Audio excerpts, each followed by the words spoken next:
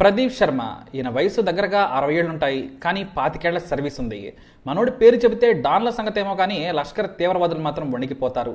దాదాపుగా 113 encounter record ఈయన పేరు మీద ఉంది. మామూలు కేసులనైతే కంటి చూపుతోనే పరిష్కరిస్తాడు.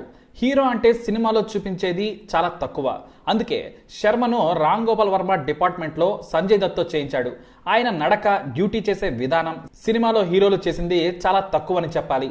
పెద్ద పెద్ద అధికారులైనా సరే సలాం కొట్టి తన పని తాను చేసుకుంటాడు. అంతేకాని వారున్నారని పని వదిలేసి చేతులు కట్టుకుని మాత్రం నిలబడాడు. డ్యూటీ ఫస్ట్ అనే తత్వం శర్మది. అధికారం, పాపులారిటీ కూడా తోడైంది. ఈయన ఒక మధ్యతరగతి ఇంట్లో పుట్టాడు. మహారాష్ట్రలోని ధులే జిల్లాలోని ఒక గ్రామంలో పుట్టాడు. తండ్రి టీచర్ కావడంతో చదువు బాగానే సాగింది. కానీ ఆయన కూడా టీచర్ కావాలని కలల కన్నా కూడా అనుకోకుండా పోలీస్ డిపార్ట్మెంట్ వైపు వచ్చేశాడు. 10 ఏళ్ల పాటు అందరితో పాటు అనామకుడిగా ఉన్న ఎన్కౌంటర్ ఓపెనింగ్ బోని సాలిడ్ గా చేశాడు. AK-56 స్మగ్లర్ గా పేరున్న సుభాష్ మకద్వాలాతో ఓపెన్ చేశాడు ఫస్ట్ ఎన్కౌంటర్. ఆ తర్వాత తీవ్రవాదులు, వీధి రౌడీలు, గ్యాంగ్స్టర్లు అందరినీ చిత్తుగా చంపేశాడు. చెబితే వినాలంతే, లేదంటే ఎన్కౌంటర్ తో మ్యాటర్ ని క్లోజ్ చేసేవాడని డిపార్ట్మెంట్ వాళ్ళు అంటూ ఉండేవారు. ఇక మహారాష్ట్రలో పొలిటీషియన్స్ ని కూడా వణికించి పారేశాడు. బాలీవుడ్ యాక్టర్స్ మాదిరిగానే శర్మ అంటే ముంబైలో బిగ్ సెలబ్రిటీ. అందుకేనేమో ఆయన మీద చాలా ఆరోపణలు కూడా వచ్చాయి. 2003లో బాంబ్ బ్లాస్ట్ నిందితుడు ఖ్వాజా యూనిస్ ప్రదీప్ ఇంటరాగేషన్ లోనే చనిపోయాడు. దీంతో అతనికి అండర్ వరల్డ్ డాన్ దావూద్ తో లింకులు ఉన్నాయనే ఆరోపణలు వచ్చాయి. నిజాలు బయటకు రాకుండా చంపేశాడనే రూమర్స్ కూడా వచ్చాయి. ఆ తర్వాత మాలాడ్ లో భూ ఆక్రమణ ఆరోపణలు వచ్చాయి. ఆ తర్వాత 2006లో చోటా రాజన్ అనుచరుడు లఖన్ భయ్యాను ఒక ఫేక్ ఎన్కౌంటర్ లో చంపేశాడని 21 మంది పోలీసులతో పాటు ప్రదీప్ శర్మను కూడా అరెస్టు చేశారు. 2013లో ముంబై కోర్టు ప్రదీప్ శర్మపై వచ్చిన ఆరోపణలను మొత్తాన్ని కొట్టేసింది. ఆ తర్వాత కేసు హైకోర్టుకు వెళ్లడంతో ఆయన మళ్లీ కాకి చొక్కా వేసుకోలేదు. ఇప్పుడు అక్కడ కూడా క్లియర్ కావడంతో మళ్లీ థానే ఏసీపీగా డ్యూటీలో జాయిన్ అయ్యారు ప్రదీప్ శర్మ. ఇక మరో పేరు దయానాయక్. ఈ పేరు చాలా మందికి పరిచయమే. ఎన్కౌంటర్ స్పెషలిస్ట్ దయానాయక్ కంటే ముంబై అండర్ వరల్డ్ గజగజ వణికిపోతుంది. దయా స్పాట్ పెడితే దుబాయ్లో ఉన్న డాన్లకు ఫేవర్ వచ్చేస్తుంది.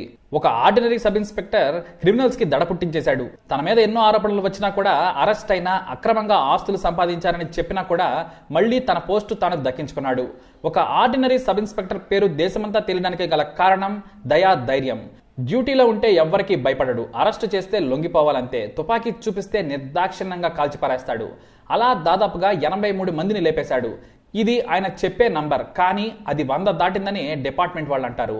ఇక ఇతని పేరు మీదనే అబ్ తక్ చెప్పన్ సినిమా కూడా వచ్చింది. ఇతర భాషల్లో కూడా చాలా సినిమాలు వచ్చాయి. టెంపర్ లో ఎన్టీఆర్ క్యారెక్టర్ కూడా ఇన్స్పిరేషన్ దయాదే.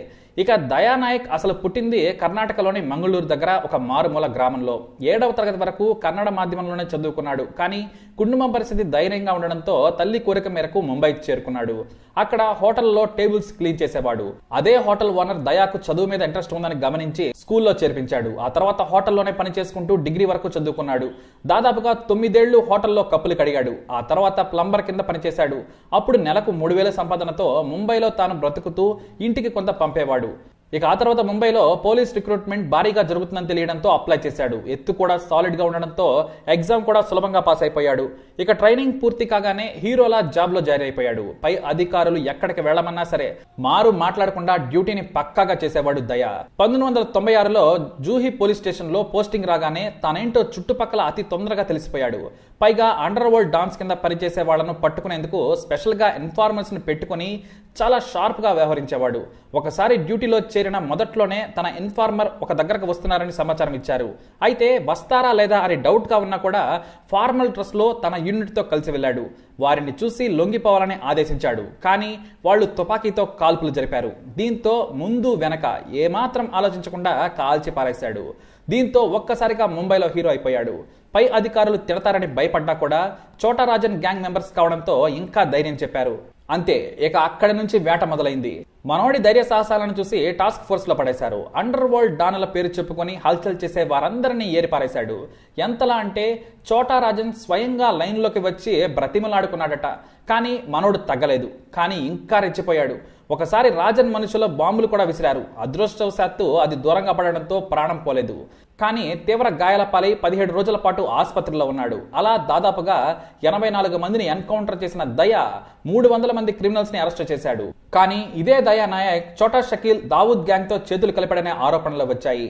ఆదాయానికి మించిన ఆస్తులున్నాయనే కేసులో 2006లో ఏసీబీ అరెస్ట్ చేసింది. ఆ తర్వాత అతనిపై వచ్చిన ఆరోపణలన్నీ కూడా అబద్ధాలని తేలాయి. కానీ మళ్లీ తన సొంతూరులో స్కూల్ ని ఏర్పాటు చేశాడు. తాను చదువుకున్న ఊరిలో 10th వరకు లేదని స్నేహితులతో కలిసి ఏర్పాటు చేశాడు. కానీ వాటికి ఫండింగ్ చోటా రాజు నుండి వచ్చిందని కూడా వార్తలు వచ్చాయి. ఈ స్కూల్ ఓపెనింగ్ కి అమితాబ్ బచ్చన్ కూడా రావడంతో ఆ స్కూల్ కి పాపులారిటీ ఎక్కువగా వచ్చింది. ఆ తర్వాత ఆ స్కూల్ ని కర్ణాటక గవర్నమెంట్ కి సరెండర్ చేశారు ఆయన. కోర్టుల్లో కేసులన్నీ క్లియర్ అయ్యాక 2016లో ఆయన విధుల్లో చేరారు. ఎప్పటి వరకు అయితే ఆయన ఎన్కౌంటర్స్ చేయలేదు. కానీ ఆయన ఎంట్రీతో బచ్చా రౌడీలు, క్రిమినల్స్ ఆ ఏరియా నుండి మాత్రం పారిపోయారు అని మాత్రం మీడియాలో చక్కగా వచ్చింది. ఇక దట్ ఈజ్ రియల్ కాప్ అని మీడియా ఆయన్ను మళ్లీ ఆకాశానికి ఎత్తేసింది. మొత్తానికి అవినీతి మరకలు పడ్డా కూడా ఈ ఇద్దరు పోలీసులు దుమ్ము రేపేశారు. మళ్ళీ డ్యూటీలో జాయిన్ అయ్యి తమ ప్రతాపమేంటో దొంగలకి, రౌడీలకి, డాన్లు అని చెప్పుకునే వాళ్ళకి వచ్చపోయించారు. మరి వీరిపై మీ అభిప్రాయాన్ని తప్పకుండా కమెంట్ ద్వారా తెలియజేయండి. ఈ వీడియోని లైక్ చేయండి, షేర్ చేయండి, మా ఛానల్ని సబ్స్క్రైబ్ చేసుకోండి.